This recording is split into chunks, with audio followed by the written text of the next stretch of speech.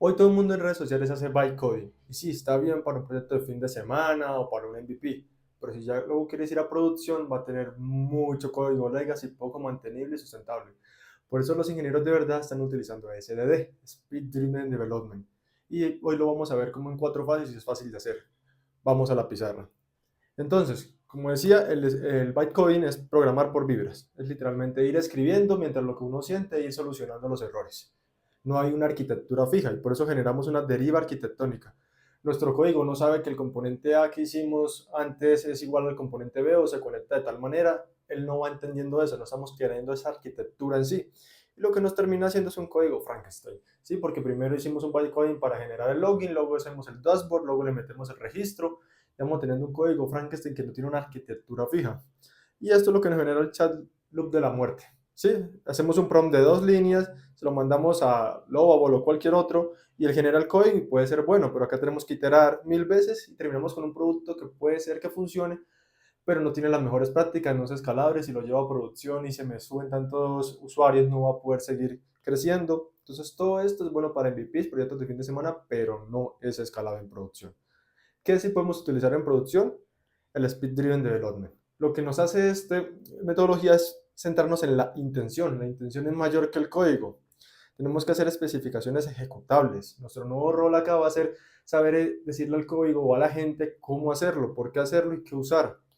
Aquí ya la fuente de la verdad no va a ser el chat, ya el chat no tiene nada que hacer, va a ser un archivo Markdown o varios archivos Markdown donde van a estar las especificaciones. Ahí es donde la gente va a poder leer y poder entender bien a profundidad qué es lo que queremos, no solo un prompt de 2 líneas o 2 párrafos sin mucho contexto. Y aquí es donde entramos a las fases del Speed Driven Development. Tenemos 4 fases que vamos a hablar hoy. La spec, lo que es entregarle las especificaciones. Digámosle un ejemplo. Queremos hacer un endpoint de login. Entonces le decimos, vamos a hacer un endpoint de login donde vamos a utilizar Fast API, vamos a tener autenticación con base de datos, el input va a ser el correo y la contraseña y vamos a manejar una codificación de la contraseña y si se loguea me devuelves 201 y si no 400. Especificaciones no es muy largo, eso se lo mandamos a la gente y él lo puede hacer. Aquí otra aclaración, el SDD es en sí la manera de hacerlo, pero aquí lo que estamos hablando de fácil, vamos a centrarnos es en el SpecKit, que es en sí una librería de GitHub, pero sí podemos utilizar cualquier otra metodología, otra librería dentro de la metodología. Sí, hay un montón, o podemos aún así hacer Speed Driven Development sin ninguna librería, pero en este caso vamos a hablar de SpecKit. También antes de estas especificaciones que acabamos de dar, podemos hacer un archivo de constitución. Lo que hace este archivo es tener las reglas grandes de todo el proyecto. Nuestro proyecto va a ser en Python, nuestro proyecto va a estar en AWS en unas lambdas, o sea, vamos a tener microservicios serverless. Cualquiera de esas cosas va a estar en la constitución. Es antes de esto, es como algo más grande. Pero cuando ya entramos al future, que es nuestra fase uno, vamos a empezar a hablar de esas specs, de las que ya le dije. Fase API, tal, vamos a hacer autenticación con login. Ahora viene la fase 2, planear, ¿sí? Listo, ya sabemos todo lo que queremos, pero ¿cómo lo vamos a hacer? Aquí es donde la gente, nosotros a través del comando de plan, va a empezar a pensar cómo conectar una con otra cosa, qué es lo que tiene que utilizar, dónde están las librerías, dónde va a poder utilizar o insertar ese código. Entonces, si lo vemos aquí en la imagen, tenemos el spec que es lo que hicimos y acá tenemos el plan. ¿Por qué tenemos aquí una burbujita de Clarify? Es para hacer esto. La IA no alucina. Ahora, hace preguntas. Nosotros ejecutamos la librería spec y la podemos ejecutar con Cloud, con Copilot, con Antigravity, con el que ustedes quieran. Tienen ya hoy en día como 12, 14 opciones de modelos que pueden implementar la librería de spec. No quiere decir que esto lo hacemos nosotros solos, sino que a través de la IA creamos los archivos, pero ya no estamos creando código, estamos iterando con la IA como par para crear esos archivos, crear ese plan, sacar nuestra idea, nuestra arquitectura de la cabeza y plasmarla en un Markdown. Entonces, ¿para qué sirve el Clarify? ¿Por qué la IA ya no alucina si no se pregunta? Si antes en el bytecoding tú le decías que querías hacer un login y ya él no te iba a preguntar mucho más. Sí, bueno, voy a hacer un login. Ahora la IA, listo, yo voy a hacer un login con Fast API y la contraseña me la van a mandar. Pero oigan, ¿la contraseña va a estar cifrada? ¿En qué va a estar cifrada? ¿Va a 64? ¿Vamos a meterle un bytecode? ¿Cuál es el algoritmo de cifrado que le vamos a meter a la contraseña? Yo no lo sé, no lo voy a asumir, no voy a alucinar, le voy a preguntar a la persona. ¿Por qué logra hacer esto? Porque dentro de la librería SpecKit, pues en los templates hay varios pasos que nos dicen esto. O nosotros mismos podemos ejecutar comandos para decirle, oye, mira, no te especifique esto, sería así. Puede ser tanto automáticamente que la gente nos pregunte a nosotros, como nosotros seguir aclarándole las ideas hasta que veamos un spec bien planeado. Y acá ya tenemos el plan punto medio, donde va a estar cómo la gente conecta todas las especificaciones y cómo está planeando hacerlo. Pero esto no es lo que la gente va a ejecutar. Y la gente va a ejecutar es esta fase 3.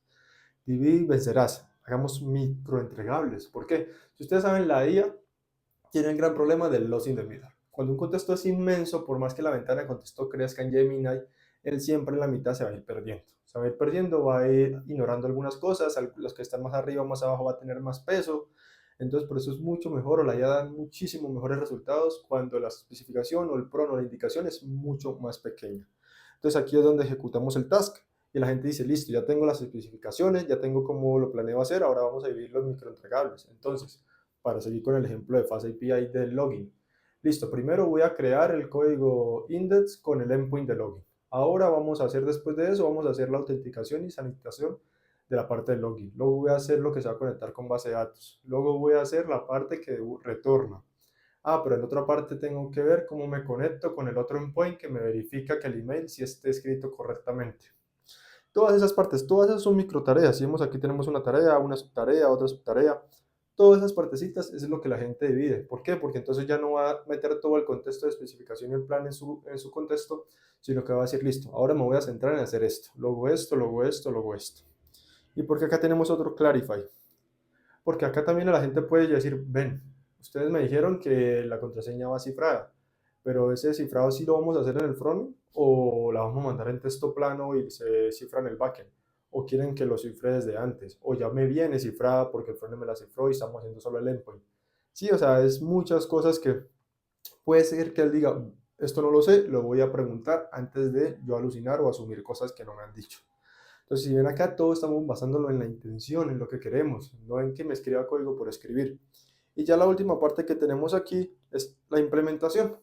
Es el comando final, es lo que le va a decir a la IA, listo, ejecuta todo, ten en cuenta constitución, spec, plan y tareas y empieza a ejecutar tarea por tarea con todo el contexto para poder hacerlo realidad. Esta es la diferencia, si vieron, fuimos paso por paso, fase por fase hasta llegar a implementar. No cogimos el código e implementamos de una, no.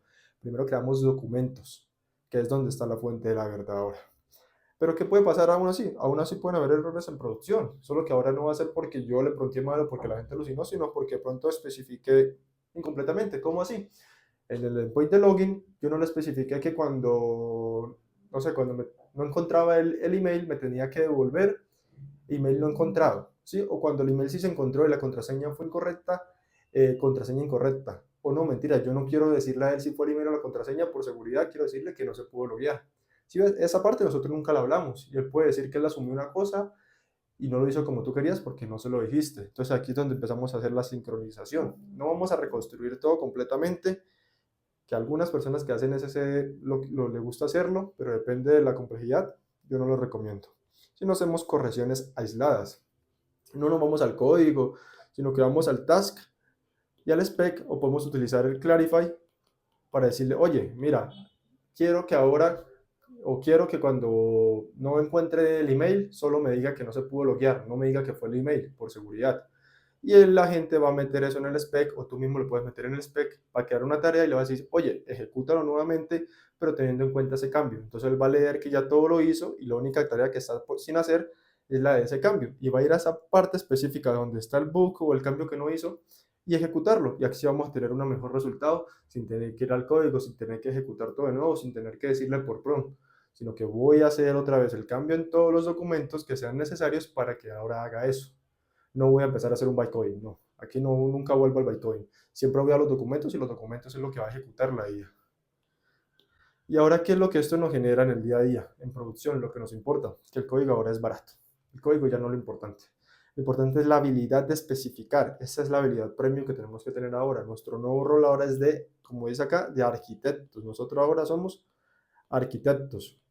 Nosotros somos arquitectos, ya no somos picateclas, ya no nos van a medir por qué tan rápido escribimos códigos, si sabemos la diferencia entre list y set, sino que, oye, yo sé cómo se conecta el backend con el frontend, sé cómo el backend se comunica con la base de datos, sé por qué tengo un monolito y no un microservicio, sé por qué estoy utilizando serverless o por qué no, por qué utilizo un SQL o no, cómo me comunico con ello. Todo ese conocimiento es el que un arquitecto tiene que tener para poder jugar como un Lego. Tengo este bloque y lo voy a conectar con este bloque, pero este bloque no va acá, sino que aquí entra un if, que ahora sí lo entra acá, Eso es lo que nosotros tenemos que tener para poder crear todo ese spec, ese plan y ese task que necesita la gente en el SDD. ¿Listo? Eso es lo nuevo, ese es el rol, lo que tenemos que evolucionar. El conocimiento de código lo tenemos que tener, pero lo tenemos que tener para entender estos bloques, para entender cómo los formamos, cómo le decimos a la gente cómo hacerlos. Pero ya no tenemos que saber o no tenemos que hacer el código, no tenemos que hacer el ciclo, tenemos que conocer sobre eso para poder decirle a la gente cómo hacerlo y cómo conectarlos. Ese conocimiento amplio de arquitectura es el que tenemos que hacer, el que nos va a hacer evolucionar, y por eso el código ya es barato. Lo que ahora vale es la habilidad de saber, de arquitectar, de poder tener y conectar las ideas. Y si necesitas más o quieres conocer más, pregúntalo en los comentarios y suscríbete para más y tener más contexto.